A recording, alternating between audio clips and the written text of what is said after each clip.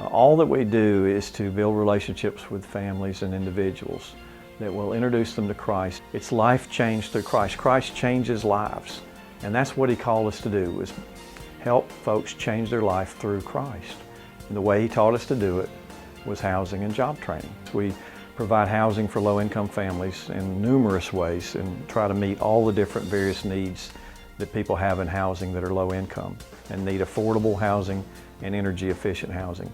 The second thing we do is job training, Christian discipleship, and mentoring for men overcoming drug and alcohol addictions. Overlaying both of those is financial wellness training, trying to get folks to get out of the poverty cycle and learn what it is to maybe to start building assets and maybe get out of poverty using the tools that they have in front of them. We started out with a benefactor, and it was just such a blessing. We could do anything we wanted for, I don't even know how long, a year, 2 years. And when that stopped and we were on our own and there was no money coming in, really didn't know what to do. But we just kept doing what was right in front of us. The moment we found out there was no more money was one of those kind of shrug your shoulders and look to heaven moments. Knowing that we were going to continue to walk it out, however it looked, and trust in the Lord. It was scary because we didn't know. We couldn't see tangible evidence of what was coming next. But we joined forces with each other. We put our faith together and just trusted the Lord and followed Him. And we went in the scriptures and looked in the book of Joshua and learned what the Israelites did when they crossed. And the first thing they did was they had to put their foot in the water and believe God would part it. And we had to trust Him some more. And the second thing we learned was when they crossed the Jordan, the manna stopped that day. It stopped that day. There was no more food. And He said, there's the land. So go work that land. And from that point forward, our benefactor was the Lord Himself. The coolest thing is how the families and individuals we help have their own wilderness story, and they're going through it sometimes when we meet them for the first time, or they're coming out of it. And it's not like, okay, we know what to do, listen to us. It's we go through it together. But we did learn some things in the wilderness that helps, but also it's just that connectivity that they understand these people know what I'm going through. They know a little bit about that. They know what it feels like.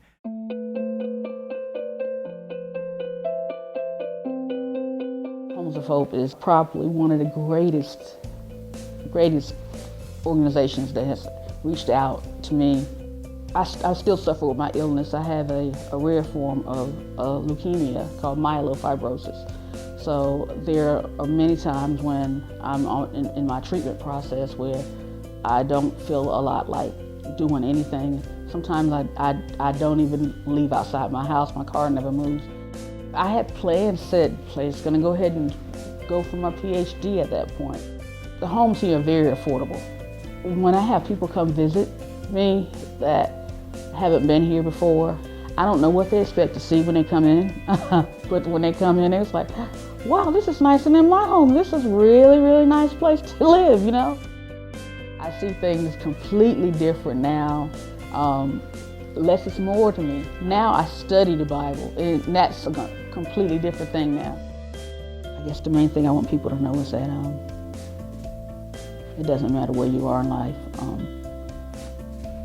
Anything could happen, and you could be looking at trying to find affordable housing, and that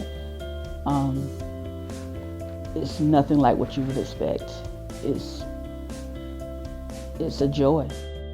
It's affordable housing on a grand scale.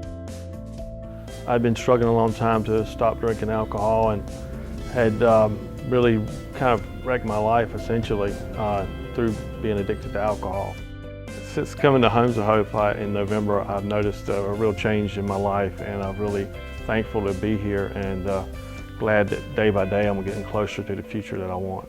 You know, I've got some job skills that I can take from here and apply in a real world, but even more important than the job skills, I think it's the spiritual growth that I've really never had. All those things that we're learning here is just something I want to take with me, and I think that's going to keep me in the right footing with my sobriety and my walk with Christ. So there's going to be a brighter future for me than there ever was in addiction. If you need a place to really grow and really want to get away from addiction and be around godly counsel and to be learning new job skills, this is the place to come.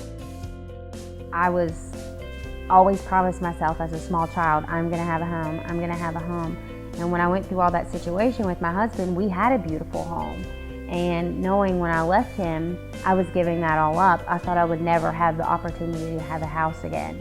So basically I packed up me and my girls and I had to leave. And when we drove off, I looked at the house and I was like, oh my goodness, there goes my dreams. There goes everything I've always wanted. It's gone. I thought I would never have that again. I thought I would never have a home.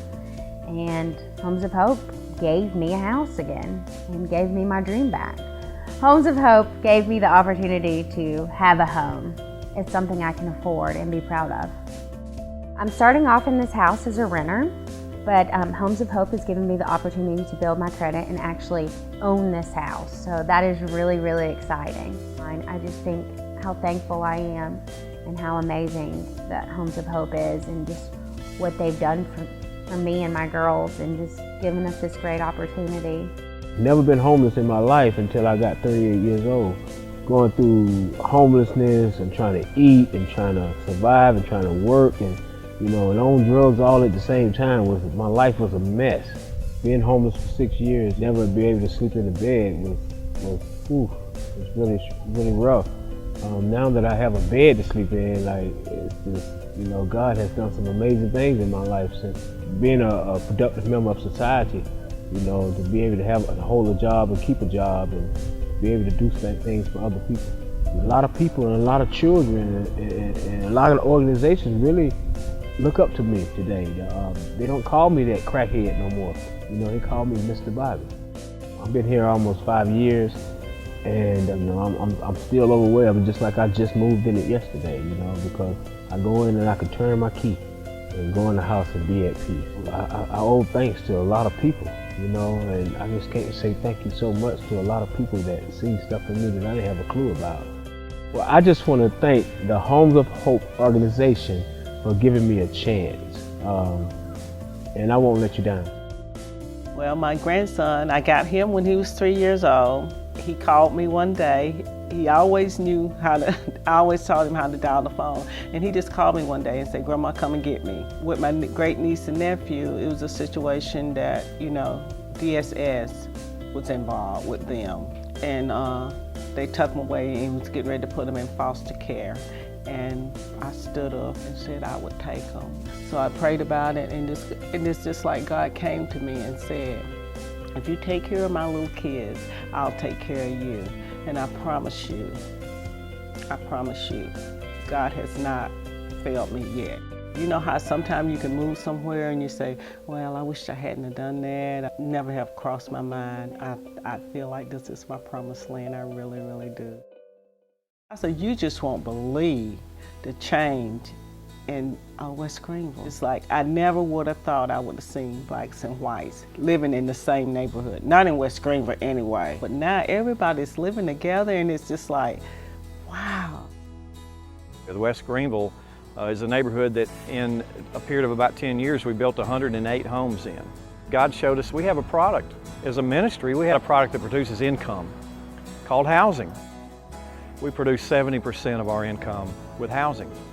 So when we ask the community for support, we only ask them for the 30%. It's constructing a building and everything is one thing, but to help a man put his life back together, that's more rewarding to me than anything. God turned things around when I got here at Homes of Hope, and during those wilderness years, I learned that, guess what? I'm more than what people say about me. There's more to me than I even thought myself. If God can do it for me, He can do it for them. I thank Him all the time for letting me be a part of that.